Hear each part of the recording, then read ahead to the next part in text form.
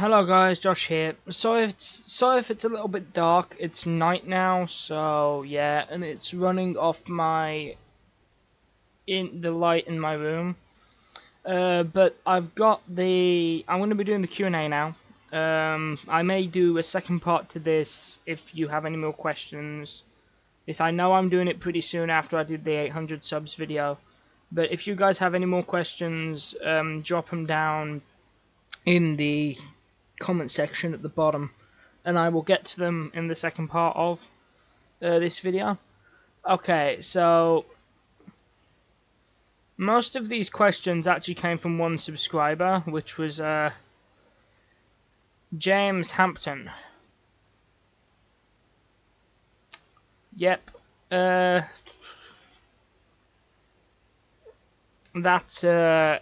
so these are some questions from James. He says, first thing, talk about some of your favourite bands. Now, in terms of bands, I like, the type of music I like is a bit all over the place. But some of my main favourites are 3 Days Grace, Skillet, Linkin Park. Well, you all know Linkin Park, because I did the video a couple of days after Chester Benningham died, doing a list on my favourite Linkin Park tracks. That is actually probably one of my most disliked videos. I don't know, maybe it was too early, maybe I did it in particularly poor taste, I don't know. I don't know what's up with that, because or it could just be people don't agree with me on the order I put the songs up. It's probably the most reasonable explanation, because I don't think I particularly said anything that was too disrespectful. But Linkin Park is one of those things I don't really listen to that much these days, because what happened with the lead singer, it puts a different slant on a lot of the lyrics, and it can make it quite morbid to listen to, but you know, I do sometimes. What I've done is still a firm favourite, and it was actually the first song I ever used to a music video.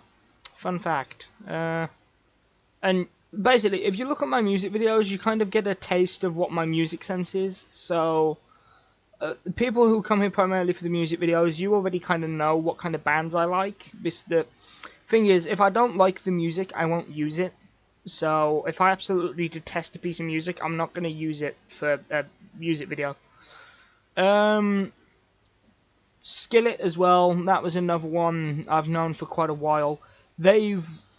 Was it Skillet? No, it was 3 Days Grace and Breaking Benjamin that have recently released some new songs. I've been listening to those, and I already, once my copyright strike has lifted, I already have a idea for another music video to do with 3 Days Grace Mountain, or also possibly Outsider. Well, maybe both, actually. Red River, I'm not too sure, and Feed the Wolves, I'm not too sure if I could use those. But if you guys can think of any suggestions, they'll be down in the description. Well, put them down in the comments, and, like, you know, maybe you've thought of something I haven't thought of, but, Mountain, I definitely have an idea for who I want to use that for. I also like a lot of Hans Zimmer's soundtracks for films and stuff and games. Like the Crysis soundtrack is probably one of my favourite video game soundtracks of all time. Crysis 2 and 3.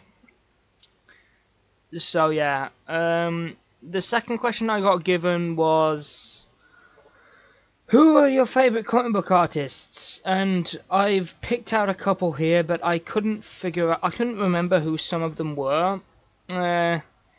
These are going to be some really weird choices, but my all-time favorite, like my all-time favorite panel ever in comic book history comes from Batman Under the Red Hood. It's the one where him and Batman are squaring off, and you can see how beaten up both of them are. Like they've both got blood on their knuckles, they've both got cuts and scrapes in their armor, and you know, it gives you an idea of how vicious this fight is between the two of them. And that was, you know what, I'm going to list them in the description, because I have a horrible feeling I'm going to butcher some of these. But we have Dog Mahanki? I have no idea. If I've butchered these names, I apologize. I'm not too brilliant at this. And then that's for his work on Under the Red Hood. So the art in Under the Red Hood, basically. If you don't know who the guy is, and then we have Stephen Dillon, who did a lot of work on Punisher Max, and honestly, the cover arts on Punisher Max are just like encapsulate the character perfectly. I've seen them all over the place. They tend to get used on posters, all sorts of things. Actually, I must admit, if I could do some custom posters and have them up on my wall, I would do that. I'd definitely have one of Punisher Max. Next artist is from Red Hood and Outlaws Rebirth, which is Dexter Soy. I think that's pronounced. And I love this guy because he's brought a more realistic style back to Red Hood and Outlaws, and it's like, honestly, you can tell when he's not drawing. When someone else is drawing, you can tell, because he's always got this really consistent style. And I mean, the helmet, the guns, the bows and arrows, the other characters, they all look so good, and then the moment someone else isn't drawing, you can tell. Like, the last issue had somebody else drawing and inking, and you could tell. Because there wasn't as much detail in some of the aspects, like faces looked out of focus, and like just the way some of the characters were drawn were different. Because you want to know if it's the same guy drawing Jason, always look at the way they draw his hair and his face. Because like, it's easy to imitate the way you draw his helmet, so it can look somewhat similar. Even though some people don't do it, and they still insist on doing the stupid whole nose business, which I don't like, but hey ho, that's neither here or there. Next one is the artist from New 52 Deathstroke. Again, that was a really realistic style of drawing, and I actually really enjoyed that, because it kind of, when you've got characters like Deathstroke that are kind of like militant mercenaries, mercenary militant type characters, you want a realistic art style. So yeah, that is one I've got noted down. And then Doomsday Clock as well. As you can probably tell, I'm a fan of comics that look more realistic. Like the way Doomsday Clock is drawn, it's really detailed, really realistic. That's kind of what I'm into. I'm not a fan of really cartoony, childish kind of art styles. I prefer it when it's realistic or captures what it's based off of. Like, for example, the Darth Vader comics, I've already called those out.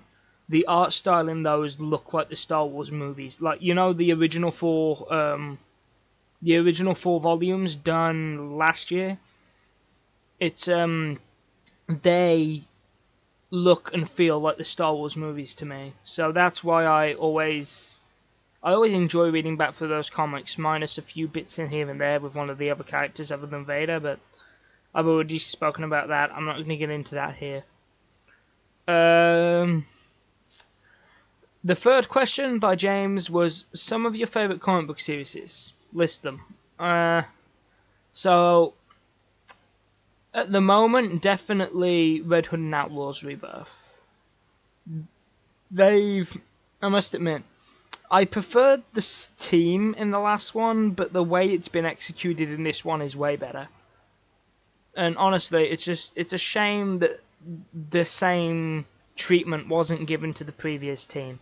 Because I honestly think if they knew what they were doing with the last one, it would be a better book. But it's like, I think there's a certain amount of growing pains there, and just trying to come across as really edgy, which is irritating, because like there's moments to have characters be dark, and then there's moments to like pull them back a bit and be more human, which you know, you kind of, it's why the Legends Darth Vader worked really well, because you had moments where he was cutting an entire room of enemies down, and then a few issues later he'd be like broken and like almost in tears, and like it's like because of what he's lost. You know, it helps humanize characters, and honestly, for me, if you don't humanize characters and you just have them be a mask, it loses any kind of intelligence, and it just becomes you're trying to be edgy for the sake of it, and it's like,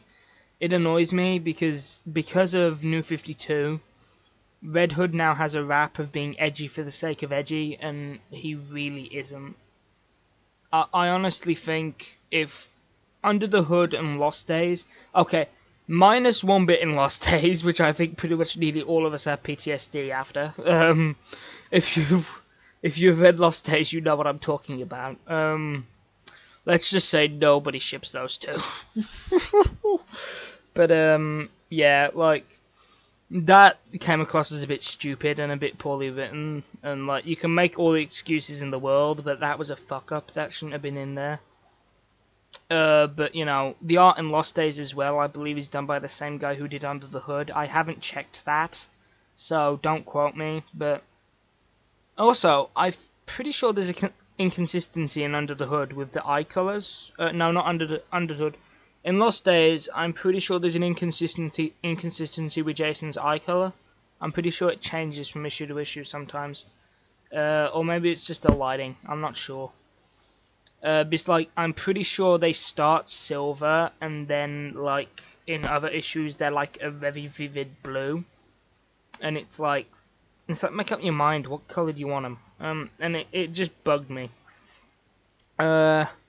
So Red Hood and Outlaws Rebirth, like I said, Deathstroke Rebirth, Deathstroke less so, because it's getting a bit silly now. Kind of like what happened to Red Hood and Outlaws in New 52. It's getting to the point now where I'm rolling my eyes, because I'm a bit like, what? That doesn't make any sense. Why would that character do that? What the fuck? You know what I mean? It's getting to a point where I'm just rolling my eyes at how silly some of the stuff in Deathstroke is getting, but fingers crossed that improves. I'm not sure. I think they're still wrapping up from Defiance, but anyway, next one is not actually a comic, it's a manga, which is Death Note. I loved the anime, and I'm slowly picking the manga up and reading through the manga to see what the differences are between the anime and the manga, and like, I just love both of them. If you want to talk about a concept that would be edgy without intelligent writing, Death Note is that in a nutshell, because like, you have this notebook where, actually I can demonstrate to you what the note, you have, Light Yagami has this notebook, and basically he writes someone's name in it, they die of whatever cause of death he puts in it, and basically, instead of that just being some really edgy teen, stupid writing, they basically read it to the point where it was like, it was intelligent, it questioned morality, it questioned law, I mean, it's really deep, and like, when you walk away from Death Note, you actually ask yourself, like, you're like, what? You're actually asking questions and thinking about stuff, and like, there's massive debates online about who the actual villain of Death Note is. Because it's like, and also the character growth and development in Death Note is just incredible. Honestly, once I've finished reading the entirety of Death Note, I'm going to do like a thing about it, basically just explaining why it is so good. But honestly, guys, if you don't have the patience to read all the manga, go watch the anime, because it is incredibly accurate. I mean, the wording of some stuff is a tiny bit different, but it's, like, for example, I don't think I've heard Light say the God of the New World yet, but I could be wrong. And I'm only like 2 volumes in, so it could be something he starts saying later in the manga, but I'm not entirely sure. It's like, memory's a bit fuzzy again, like with Darth Vader, because it's been a while. I need to pick up, what I'm going to do, pick up the 3rd volume, reread through all of it. And can I just say how weird it is reading manga, because it's like flipping, it's you read it back to front, and it's like you read it the opposite way you do to a normal comic, so it's really weird. It was a strange thing to have to read. But honestly, it's really good. It's probably one of my favorite, like, it reminds me more of Morse and stuff like Endeavor, Frost, like more murder mystery than like action, and I like it. It's a nice change of pace from what I normally read. It's like, It's more thought and calculated, and like basically you have L and Light playing a game of cat and mouse, and they're basically trying to outwit each other, and it becomes really intelligent and really interesting. So yeah, that's probably one of my favorite works in that kind of. I'm not even sure what genre I'd put it in. It's weird, and it's not like most anime either. It's weird for anime, and it's just weird for me in general, because it's not the normal stuff I tend to read. It reminds me more of Hellblazer than it does stuff like Punisher. Speaking of Hellblazer, the original Vertigo Hellblazer is also on here. I really enjoy. My favorite storyline from that is Dangerous Habits, because it just shows the characters' like vulnerabilities, and it makes John incredibly relatable as a character. And it's like I don't think the new Hellblazer is ever even gonna get close to what they had with the original, and that's just my honest opinion, hands up in the air. I think they're wasting time and ink doing more Hellblazer runs, because I honestly think they should just resell the original, because, you know, I think it would be better for people in the long run to read that. And also, the Constantine TV show was more based off of the originals than the new ones that were coming out at the time it was produced, which I think speaks volumes, considering the fact they could have easily read the new one and been like, okay, let's adapt this, this, and this. But they're not. They're like, no, let's adapt this old story, let's adapt this one, let's adapt this one. Feast of Friends. Like, some of the episode names are literally taken from the comic book chapters, like the volumes. And some of the storylines had a little bit of a tweak, but like Waiting for the Man, the girl is actually related to John in the comics, but he's not in the TV show. Which is a fun piece of trivia for you there. Oh, hello, we've had a new subscriber, Dead Gaming. Okay. Hello, Dead Gaming. Welcome to the channel. Okay, so Deathstroke, Red Hood, original Hellblazer, Death Note, the Darth Vader I talked about earlier, and Punisher Max as well, but then again, Punisher Max is the definitive run for pretty much nearly every single Punisher fan, so anyone who's a fan of Punisher will like Punisher Max. It's a given. So I'm not gonna like. It's honestly, I'm waiting for Red Hood to have that, like, his equivalent of Punisher Max that just shows everyone like, yeah, this is what the character should be. This is what he should be written like.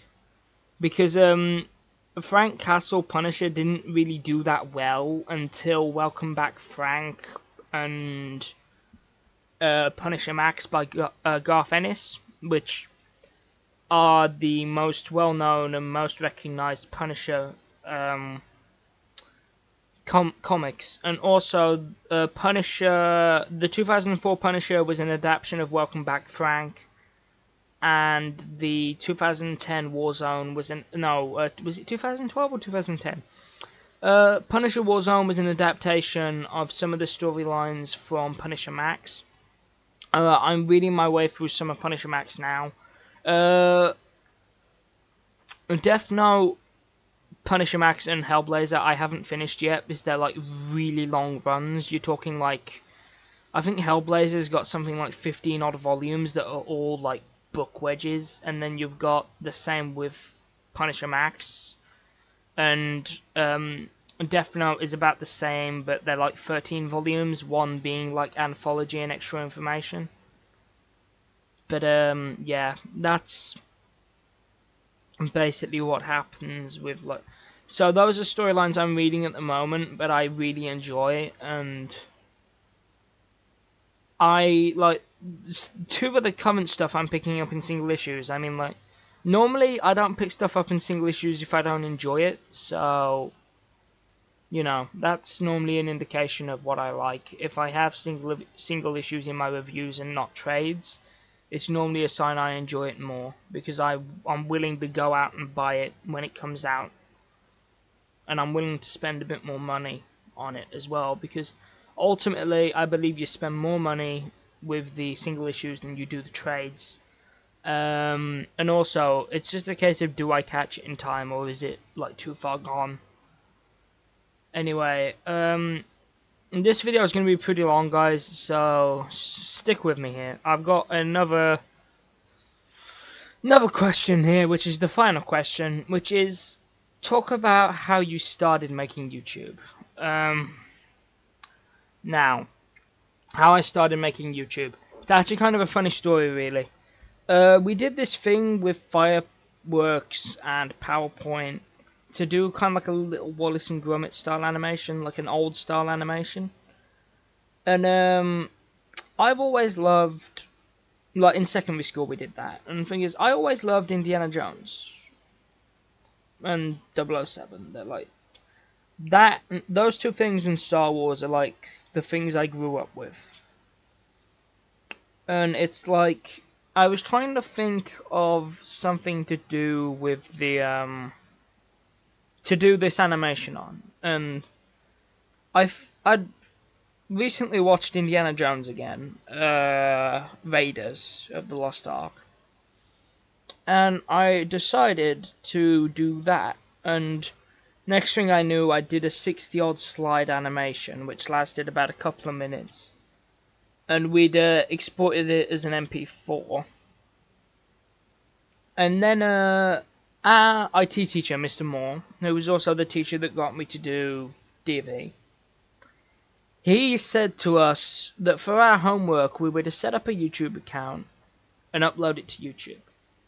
Now, only like I think a handful of us did this, which was like me, my friend Dan, who was great at Epic Gaming.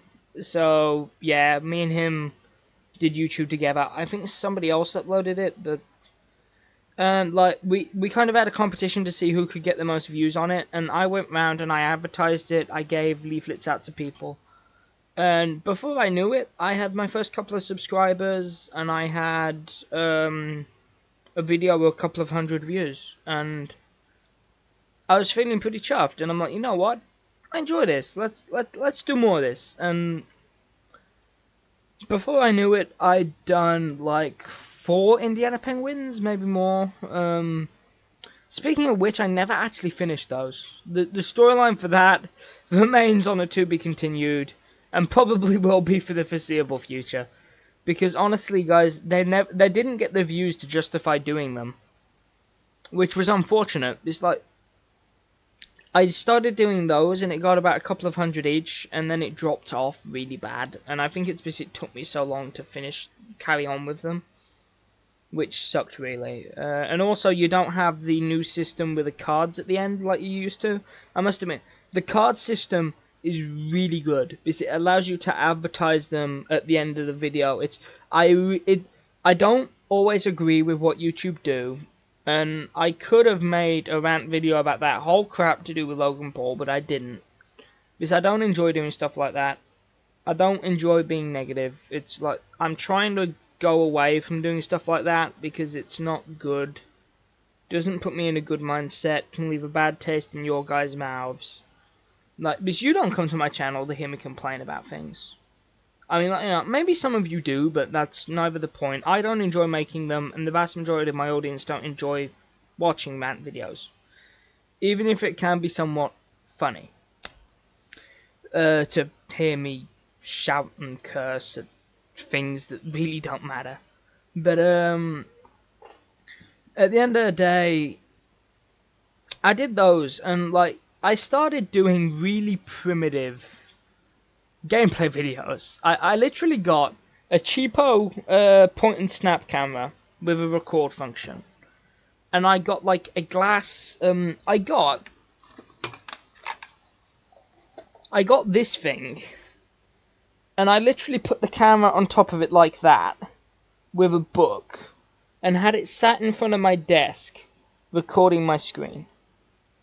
That is literally how I started doing gameplay, and it looked terrible because of the brightness. And the first thing I ever did was I did a walkthrough of Star Wars Republic Commando, or a couple of episodes of a Star Wars Republic Commando walkthrough on my YouTube channel. Because Republic Commando is like the game from my childhood. It was the thing that got me into gaming. Like, I finished Republic Commando, and I'm like, they said this is based off of Halo. I wonder what Halo's like. And then I got onto Halo and like other stuff, and now I'm playing Call of Duty, like all sorts of games. Warframe is something I've been playing a lot lately. Killing Floor, just all sorts of things. But like, it started with me doing that with the camera, and then after that I progressed to a free recording software called Screencast-O-Matic. It was terrible, and I'm pretty sure there's still some really old videos on my channel that show both what the camera were like in Screencast. And honestly, using the camera was better than Screencast. This Screencast was just awful. It was not designed to record. It's designed to record your screen. It was not designed to record apps and gameplay, which was what I was using it for. And basically, someone suggested to me, "Oh, Josh, by the way, you should get this thing called Fraps." And I bought it.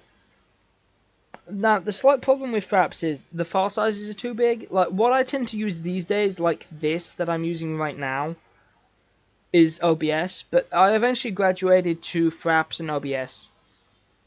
But before I did that, I started doing music videos, and this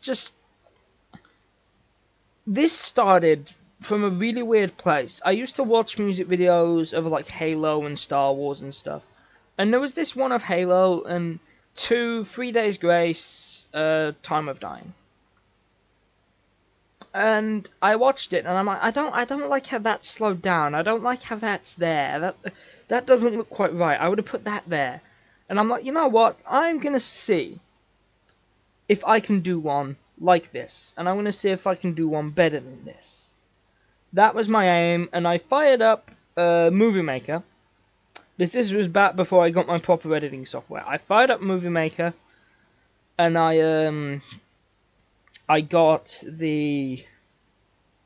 fired up Movie Maker, and I got the footage off the internet using a downloader, which I still use to this day, actually. It's just, if I use footage from a music video that isn't my own footage, that's what I've used to get it off YouTube. And I normally use trailers, cinematics, stuff like that. And anything I can't get like that, I record myself using Fraps or OBS. Like, a good example of that is the Red Hood one, where I got some of the clips from Under the Hood, the fight scenes and stuff off YouTube. And then I recorded some of it using OBS, which was the Arkham. No, I recorded the Arkham stuff with Fraps. Yeah. But thing is, I started on Movie Maker, and I realized Movie Maker really wasn't. I started having problems with Movie Maker.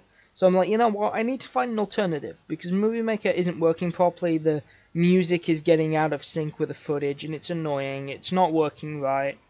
And this was like a couple of years ago, actually, not that long ago, and I then looked online, and I found Movie Studio Platinum 13, and it was cheaper than Sony Vegas, so my mother bought me that for my birthday, and I've been using that to edit ever since. I swear by it. It's a really solid software, really cheap, really good to use, really intuitive.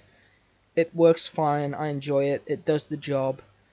Wish it didn't take as long to render, but beggars can't be choosers. And also rendering is a pretty long process anyway, especially if you have like high quality video, which I try and do 1080 720, so yeah, that also doesn't help the situation. And, you know, after I did the Batman one, I noticed my subscribers started shooting up incredibly quickly, and it's like, next thing you know, I blink and it's been several years and I have like 800 subscribers. Honestly, it's scary how fast it's gone. But honestly, guys, I appreciate you all subscribing. I appreciate you all sticking around watching the videos. Because honestly, my biggest concern when I started YouTube was nobody would find me entertaining. Because, like, I can be a really cynical person and really miserable. And my biggest concern was I had the ideas, but I didn't have the personality. And, you know, I'm looking at my subscribers and my views and stuff, and I'm just thinking, you know, I must be doing something right for it to be going up the way it does. Because literally, my subscribers literally blew up. Like, it's got to the point where I'm now getting, like, I'm doing 400 in, like, a couple of months. Or within 10 months, I'm doing 400 subscribers. And it's like, it's crazy. I honestly never expected my YouTube to blow up like this. Because I remember when I was stuck at like 60 subs or 70-ish, and like nothing I did got views. Nothing I did got anyone's attention. I never got any comments, no nothing. And I actually really wanted to give up. I'm like, this is pointless. No one's watching this. No one cares. I should stop. This is a waste of time. I should do something else that I enjoy. I just thought, no. Dan, my mate Dan has got 200 subscribers. I can do this. I can catch up with Dan. I can do this. I just need to find something that works. You know, and that was my line of thought. And next thing you know, I have got more subs than Dan. I've got a video that has blown his most popular video out the water. And I don't mean to boast here, I'm just saying it as it is. You know, Dan is... I'm meeting up with Dan tomorrow. We're going to have a catch-up, you know, up at town. And, like, you know, Dan messaged me one day and he's like, Josh, do you realise how many views you've got on this one video? It's in the thousands. It's like, it's crazy. And, like... It blew my mind, honestly, and all the likes and support I've had off all of you guys is just... I can't thank you all enough. Like, all of you that have liked, commented, and supported me from, like, years ago. I honestly can't thank any of you enough. It's, like, it's really appreciated, and it's helped me enjoy this a lot more. Because there was one point where I was going to give up, and I was like... I said to Dan, if I don't see any progress in, like, the next few months, I'm throwing in the towel. I'm done. And then it got to the point where I just left it for several weeks, and, like, I left it for... Then weeks became months, and I took a hiatus. And then I'm like, you know what? Let's try this again. Let's do this. And then before I knew it, like, my channel had blown up, and it's like, I'm here where I am now, and, it's, honestly, guys, it's, I really enjoy doing YouTube, and, like, I'm glad that people enjoy what I put out, and, you know, it's got to a point now where, like, I got 7 likes, and about 10 comments on the past thing I uploaded, and, like, you know, to some people that might seem insignificant. Like, you know, to big YouTubers that would be insignificant, and to some of you guys that might seem insignificant, but to someone who barely ever gets any comments on a video, that means a lot. Like, for me to do a video, but like, we're on 800 subscribers, and then for like you guys to just like be giving me all I'll show you.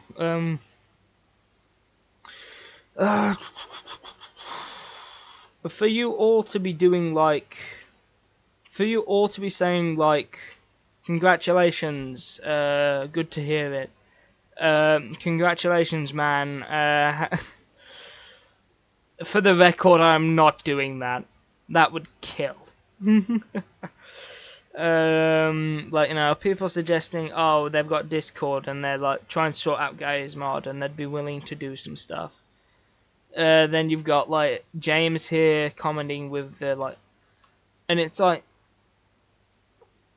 it's great, you know. It's like, I'm actually really starting to feel like we've got a little bit of a community going here, and I've got people now that will literally come and watch pretty much nearly every single thing I put out, and will ask me questions, leave me comments, leave me feedback, and it's great, honestly.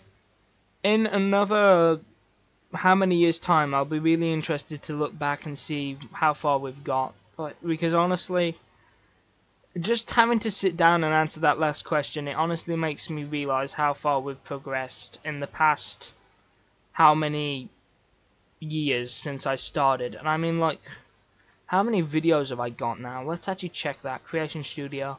The exact number is 805, by the way, as of this recording. So, yeah, it just goes to show, growing again. My actual,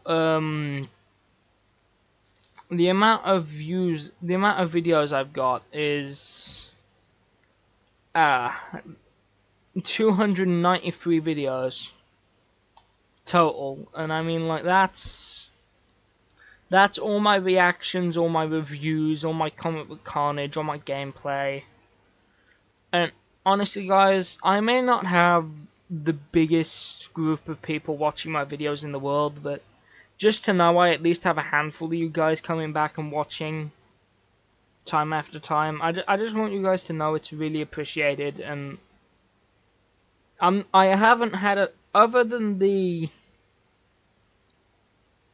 this prompt for the questions, I haven't had a script the entirety of this video, and it's very rare I ever go off scripts when I'm recording, unless it's like we do a scripted thing like comic book not comic book carnage. Even that's unscripted. It's bad how unscripted that can be at times. Because I stumble of my words, I repeat myself and stuff like that. It's irritating, and I pause a lot as well. It's something that you guys may notice, but I prefer doing it without a script because it feels more human. Me occasionally repeating the same thing, or me occasionally going, oh, what was that again? It'll come back to me in a minute. But, you know, stuff like that just goes to make it feel more organic, feel more human. And, like, yeah, okay, scripted stuff could be better, but honestly, I just go off. The closest I ever come to a script is a few bullet points. And I just want you to know, pretty much nearly everything I say in this channel is up here. It's not me talking out my backside or talking off a script. It's like, everything I say on here is genuine, and like, I never mean it to be mean-spirited either. So, like, for some of you that have disliked watching this, if I have ever said something that's caused you to do that, I'd like you to tell me so I know what it is, so I can actually, like, apologize or rectify it. Because I don't think I've ever really given anyone reason to do that, but if I have, I'd like to know why. And it's constructive criticism, because it might help me improve as not only a YouTube content creator, but also as a person, perhaps. Because, you know, I will admit, I'm not perfect. No one is. But anyway, this video has dragged on for far too long now. It's about 40 minutes. I'm gonna stop waffling, and I'm gonna wrap up. Anyway, have a good morning, good night, good afternoon, wherever you are, whatever time you are. I appreciate you all being here. I understand my audience is all over the place. I've got people from America, I think some in like Saudi Arabia, like kind of area. I'll check my analytics. Community. Comments, message, credits, channel. No, it's under analytics. Yeah, I still have that stupid copyright strike. Watch time, average view duration.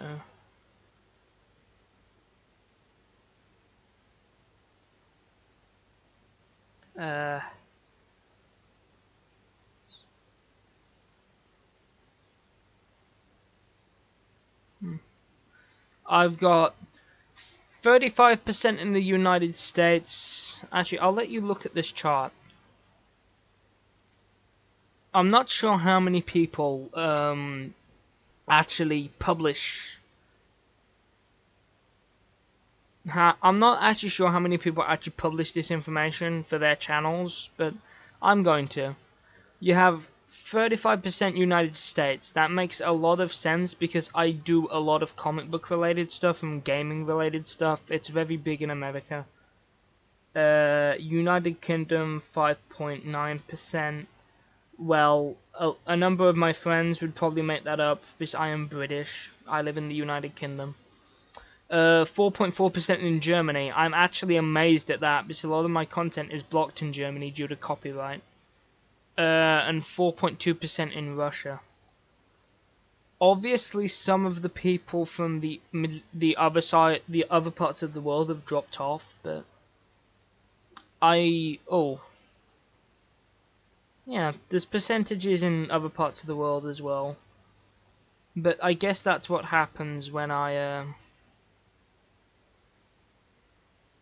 guess that's what happens when you have a video with so many views. 85% male, 15% female. I'm not surprised. A lot of my content would be seen as aimed more at men. Not saying it can't be. I mean, you know, there's plenty of girls I know that love Batman and characters like that. So, you know, hence the 15%. But the vast majority, traffic sources, YouTube search, browse feature, suggested videos. A lot of my search is coming from suggested now. That's actually an improvement. A lot more of my search is coming from suggested. Playback location. A lot of people doing it from the YouTube watch page. But anyway, guys, I'm going to wrap this video up now. I hope you guys have enjoyed the content. I hope you guys continue to enjoy the content I put out. And also feel free to have a look back at some of the older content. You might, at the very least, you might get a few laughs out of it. Because some of my early content was atrociously bad. I'm surprised. No wonder I wasn't progressing anywhere. Like, compared to the content I have now, it is really terrible. And to be honest, the content I put out now isn't the best, if I'm honest with myself. I could spend more time editing, I could spend more time scripting, I could spend more time doing a lot more things. But I don't, which is, I think it's part of the charm, but it's also part of the issue. I mean, like, for example, the lighting in here is awful. The lighting in my room is terrible, and I still have not looked into fixing that. Which is something I really should do, especially when I'm recording at night, because I'm relying on the room light, and it just puts a horrible tint over everything. And it's probably why I look terrible on the webcam. That and the fact I haven't slept for ages. No, I have not been punched. That is not a black eye. That is just how tired I am. Anyway, guys. I'll leave you be, and I'll see you all in the next video. Goodbye.